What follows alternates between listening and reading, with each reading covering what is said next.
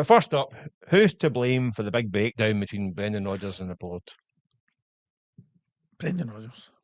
Yeah? I go back to, actually, way back, Michael, you'll know better. You've been there every step of the way. I go way back to you and Como, actually. I think that was maybe one of the first pieces good you old wrote. days of Como. Como, yeah. The sunshine of Lake Como. Yeah. Sorry to take you back there. Sorry, I was away there myself. As the rain bounces off the pavement there. No, back to Como. I think that was the first time you maybe wrote the piece of the sort of frustration, transfer frustration. I remember that day. That was pre-season. Yeah. So we're way back to pre-season. Whether that was the first, it was. There were many of them all throughout pre-season, right up until the transfer window closed. After the transfer window was shut, the Honda Civic, obviously recently, all those constant jibes. I just think Dermot Desmond's statement, which was absolutely unbelievable, was just a build-up of, you can only take so much, and it was just an explosion of the pent-up anger towards that. Because there's no doubt what Brendan Rodgers was saying constantly, all those wee jibes, it did help fuel the anger towards the executive board. So, and listen, Dermot Desmond, influential in bringing Brendan Rodgers to Celtic first time around, certainly in bringing him back.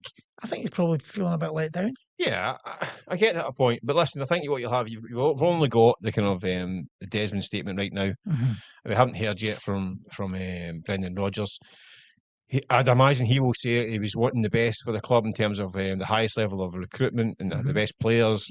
I'm not sure how much money he was demanding he was spending. I don't think he was wanting £50 million players, but he wanted, rather than the usual 2 or 3 million, 10 players at 2 million or 3 million, he wanted 3 or 4 at 8 or 9.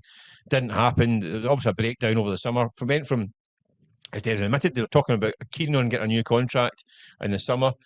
Then obviously that kind of relationship has broken down over the summer. The recruitment hasn't been good enough. Rodgers has been fairly vocal about it. I don't think he was overly harsh. I think he's been fairly honest, probably too honest, but that's we get. But I think it's, if you're going to get a high level manager, a high profile manager, he's going to be high maintenance, and Celtic haven't been quite maintaining him. Therefore, you'll get the truth will lie somewhere in between.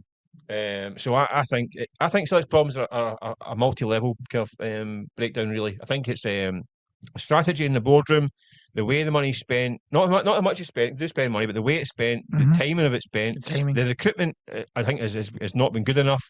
The manager's been unhappy with all the situation. He's not helped himself as well by some of his public utterances, and by the way, the team's performances on the pitch should have been better regardless of the recruitment. So I think it's at every level. I think Celtic have underperformed this season, and that's the reason why it's fell apart. The relationship is severed, and I think but I think everyone's to blame, basically.